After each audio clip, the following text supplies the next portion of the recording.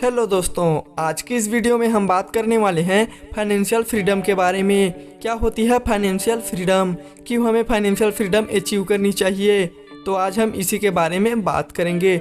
ज़्यादातर लोग financial freedom का मतलब ही नहीं जानते। उनको लगता है हम मिलियनर या बिलियनर बन गए तो हम फाइनेंशियल फ्री हो जाएंगे, पर ये गलत है। फाइनेंशियल फ्रीडम का मतलब है कि आप अपने फैमिली के लिविंग एक्सपेंस और कुछ जनरल एक्सपेंस बिना काम किए कमा लेते हो तो आप फाइनेंशियल फ्री हो। फाइनेंशियल फ्री होने के लिए लोगों को 7 अलग अलग स्टेजेस से होकर गुजरना पड़ता है, जिसमें कि पहली स्टेज है क्लियरिटी, जिसमें आप अभी के सिचुएशन के अकॉर्डिंग ये पता करते हो कि अभी आपके फाइनेंशियल कंडीशन कैसी है और फाइनेंशियल फ्री होने के लिए आपको कहाँ तक पहुँचना है। दूसरी स्टेज है सेल्फ सफिशिएंसी की।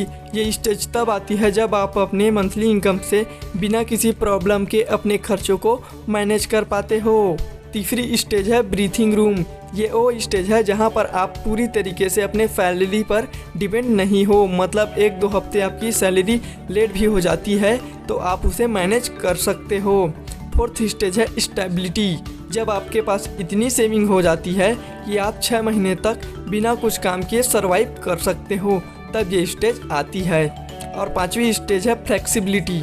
अब यहाँ पर आप थोड़ा एडवांस लेवल पर आ चुके हो, ना तो आपके ऊपर कोई कर्ज है और ना ही किसी भी तरह का बर्डन, प्लस आप यहाँ पर एटलीस्ट 1 साल के एक्सपेंसेस को इन्वेस्ट कर चुके होते हैं। ये इन्वेस्टमेंट ऐसी होती है जो टाइम के साथ साथ बढ़ती रहती है और आप इसे सही टाइम आने पर यूज़ भी कर सकते हो। 6th स्टेज है फाइनेंशियल इंडिपेंडेंस। ये वो स्टेज है जहाँ पर पहुंचकर कोई भी इंसान एक अच्छी लाइफ जी सकता है और हर वो चीज़ कर सकता है जो वो करना चाहता है। मतलब इसमें आपको ये ऑप्शन मिल जाता है कि बिना काम किए अपने इन्वेस्टमेंट से ही अपने खर्चों को मैनेज कर सकते हो। और फाइनली 7th स्टेज है एबंडेंस ऑफ मनी। यहाँ पर आप आकर इतने अमीर हो जाते हो कि आपको फिर कभी पैसे कमाने के लिए सोचना ना पड़े और आपकी आने वाली जनरेशन भी एक अच्छी लाइफ जी पाए। बट मेन क्वेश्चन यहाँ पर यही है कि आखिर हम कैसे step by step in stages को पार कर सकते हैं। तो इसके लिए अब मैं कुछ पॉइंट्स बताने वाला हूँ जो स्टेप बाय स्टेप ही आपकी हेल्प करेंगे इन स्टेजेस को पार करने में और कम टाइम में फाइनेंशियली फ्री बनने में। और हाँ, एक ज़रूरी बात, हो सकता है इसमें तो आपको थोड़ा सा माइंड लगाना पड़े, पर इस पॉइंट्स को ध्यान से सुनना, क्योंकि हो सकता है कि यहाँ से आपको कुछ नया रास्ता मिल जाए। ओके, तो पहला पॉइंट है decide how much money you need. एक बिजनेसमैन एक व्यक्ति को $1 मिलियन देता है, जो उस व्यक्ति के लिए एक बहुत बड़ा अमाउंट था, पर यह इतना भी बड़ा नहीं था कि वो व्यक्ति सिर्फ इन्हीं पैसों से ही अपनी पूरी ज़िंदगी काट दे। तो फिर उन्होंने ये डिसाइड किया कि वो अपने इन पैसों को स्टॉक्स में इन्वेस्ट करेंगे, जहाँ पर उनको इतने सारे पैसों पर अच्छी खासी रिटर्न मिल सकती है, जो उन्होंने ये सोचने के अगले दिन ही कर दिए। अब यहाँ पर उनको उनके $1 मिलियन के इन्वेस्टमेंट पर 8% का इंटरेस्ट मिल रहा था। मतलब उनके $1 मिलियन उनके लगभग $80,000 का प्रॉफिट करवा रहे थे, जो कि उनकी मर्जी मुताबिक लाइफ जीने के लिए काफ़ी था। पर उस व्यक्ति ने जितना उनकी ज़रूरत थी बस उतना ही पैसा खर्च किया। उनके हिसाब से उन प्रॉफिट का 4% ही उनके लिए इनफ था, यानी कि सिर्फ $40,000, और बाकी बचा पैसा वो फिर से इन्वेस्ट करते रहे, जिससे ये हुआ कि उस व्यक्ति के $1 मिलियन के साथ साथ उनका दोबारा से इन्वेस्ट किया हुआ प्रॉफिट भी दोबारा उनको और भी प्रॉफिट बनाकर दे रहा था, जिससे वे बिना कुछ किए ही अपने वेल्थ को इंक्रीज करते चले गए। अब मैं आपको ये बताता हूँ कि आप इस फार्मूले को आप खुद कैसे यूज कर सकते हो। ये पता करने के लिए कि एग्जैक्ट आपको कितने अमाउंट की ज़रूरत है फाइनेंशियली फ्री बनने के लिए, आपको अपने फलाना एक्सपेंसेस को कैलकुलेट करना होगा और फिर उसको मल्टीप्लाई करना होगा 25 से। मान लेते हैं आपका सालाना खर्च 2 लाख रुपए है। अब 25 से अगर आप इसको मल्टीप्लाई करेंगे तो टोटल निकल कर आएगा 15 लाख, मतलब कि 50 लाख रुपए। मतलब 50 लाख रुपए चाहिए आपको फाइनेंशियली फ्री होने के लिए, जिसको स्टॉक्स में भी इन्वेस्ट करके आप हर साल 2 लाख रुपए बिना कुछ काम किए कमा सकते हो, क्योंकि इंडिया में भी स्टॉक मार्केट में मिनिमम 7 से 8% का इंटरेस्ट मिल ही जाएगा। लेकिन आपको स्टॉक मार्केट की जरा से भी नॉलेज नहीं है और आप चाहते हैं मैं इसको बिल्कुल 0 लेवल से बताऊं, तो कमेंट में आप बता सकते हैं, मैं इस पर एक फुल डेडिकेटेड वीडियो बना दूंगा। Number 2, calculate your net worth. Warren Buffett कहते हैं जितना ज़रूरी पैसा कमाना होता है उतना ही ज़रूरी अपने नेटवर्थ को कैलकुलेट करना होता है। यानी आपकी करंट फाइनेंशियल सिचुएशन के हिसाब से आपकी नेटवर्थ कितनी है आपको ये पता होना बहुत ही ज़रूरी है, क्योंकि हर किसी की यह सेम नहीं होती। अब अपनी नेटवर्थ को कैलकुलेट के लिए आपको ये फार्मूले चाहिए जो है एसेट्स प्लस लायबिलिटीज़। एसेट्स मतलब वो चीज़ें जो आपकी लाइफ में कुछ वैल्यू ऐड करती हो, यानी कि आपकी properties, bank balance, gold, useful gadgets etc. और लायबिलिटीज मतलब है लोन, ईएमआई या फिर कोई ऐसी उधारी जिसके लिए आपको पैसे देने पड़ते हों।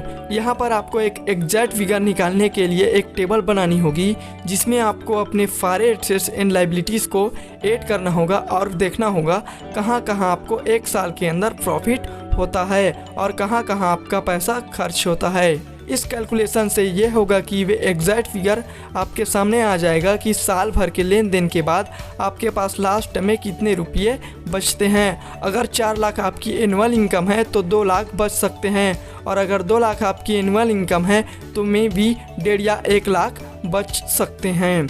वॉरेन बफेट कहते हैं ये कैलकुलेशन करना हमारे लिए बहुत ज़रूरी है, क्योंकि इसी कैलकुलेशन को एनालाइज करके आप एसेट्स को बढ़ा और लायबिलिटीज़ को कम कर सकते हो। इसलिए आपको हर महीने ये ज़रूर कैलकुलेट करना चाहिए और इससे आप ये भी जान पाएंगे कि आप अपने फाइनेंशियल फ्रीडम के कितने पास या दूर हो। Number 3, value your time. कभी कभी लोग एक्साइटमेंट में आकर कुछ ऐसी चीज़ें खरीद लेते थे जिसमें उसकी 50% सैलरी, कभी कभी तो 80% सैलरी तक चली जाती थी और लोग इस पर ध्यान नहीं देते थे। यही रीज़न है कि लोगों के पास महीने के आते आते ही उनकी सैलरी पूरी ख़त्म हो जाती थी और उनके पास कुछ नहीं बचता था।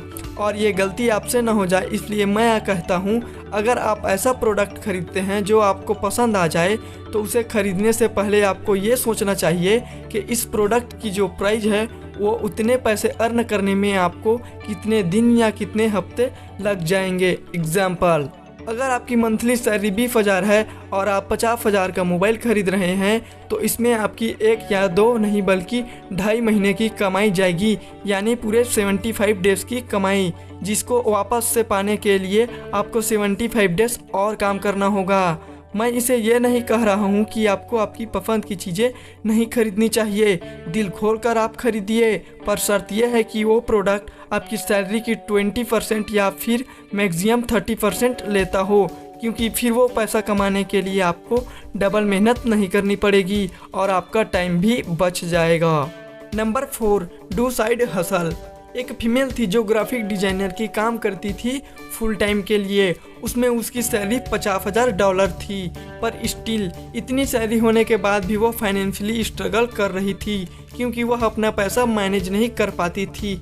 बट इन सब से वो और भी ज़्यादा परेशान हो चुकी थी। फिर अपने आप को और भी बिजी रखने के लिए उसने ये डिसाइड किया कि वो अपनी जॉब के साथ साथ एक साइड बिजनेस भी करेगी और यहाँ वहाँ पर ध्यान न भटकाते हुए अपने खर्चों को कंट्रोल करेगी। फिर अगले ही दिन उसने एक साइड बिजनेस भी शुरू कर दी जिसका नाम है डॉग वॉकिंग। यहाँ पर वो लोगों के डॉग्स को वॉक पे ले जाती थी जिसके लिए उसे पैसे मिलते थे। शुरू में उन्होंने ये सारा काम अकेले ही किया, फिर धीरे धीरे उसने लोगों को इस काम के लिए हायर करना शुरू किया। ये काम उनका इतना अच्छा चल पड़ा कि उनका यहाँ से इतना पैसा आ रहा था जितना कि अपने जॉब से नहीं कमा पा रही थी और इस चीज़ के लिए वो काफ़ी खुश भी थी। इसलिए मैं कहता हूँ, अगर आपने ठान ही लिया है कि आपको कम एज में फाइनेंशियली फ्री बनना है तो अपने करंट जॉब के साथ साथ एक साइड बिजनेस पे एक्स्ट्रा टाइम देना भी शुरू कर दो। ऐसे बहुत से एग्जाम्पल हैं जिन्होंने अपना एक्स्ट्रा टाइम निकालकर साइड बिजनेस पे काम किया, पर वो आज उनका साइड बिजनेस नहीं बल्कि उनका मेन काम बन चुका है। Number 5, invest intelligently. अगर आप अपनी जॉब करते हैं और साइड बिजनेस भी करते हैं तो इन सब से मिलने वाला पैसा आपको फाइनेंशियली स्टेबल बना सकता है, पर फाइनेंशियली फ्री नहीं बना सकता। फाइनेंशियली फ्री बनने का एक ही तरीका है और वो है इन्वेस्टिंग। इन्वेस्टिंग ही एक ऐसी चीज़ है जिसके हेल्प से आप बिना कुछ किए आपके पैसों को ग्रो कर सकते हो। वॉरेन बफेट जो दुनिया के सबसे अमीर इन्वेस्टर में से एक है और उनका मानना है, if you don't find a way to make money while you sleep you will work until you die. यानी जब तक आप कोई ऐसा तरीका नहीं ढूंढ लेते जो आपको सोते हुए भी आपके लिए पैसा बनाता रहे, तो ज़िंदगी भर आप सिर्फ कमाते रहोगे।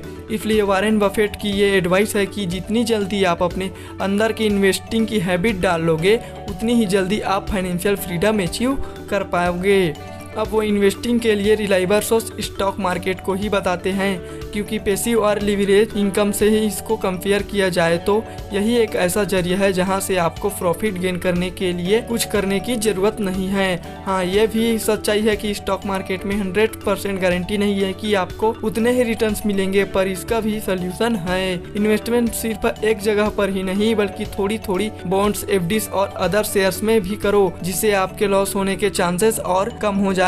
ये सभी बातें मैंने आपको ग्रैंड सबेस्टर के अमेजिंग बुक फाइनेंशियल फ्रीडम से बताई है, जो कि एक हाईली रिकमेंडेड बुक है उन लोगों के लिए जो कम समय में ही फाइनेंशियल फ्रीडम अचीव करना चाहते हैं। ये वीडियो गाइस आपको थोड़ी सी भी इंफॉर्मेटिव लगी हो तो वीडियो को लाइक एंड शेयर जरूर करें। अभी के लिए बस इतना ही। आपका कीमती टाइम देने के लिए थैंक यू।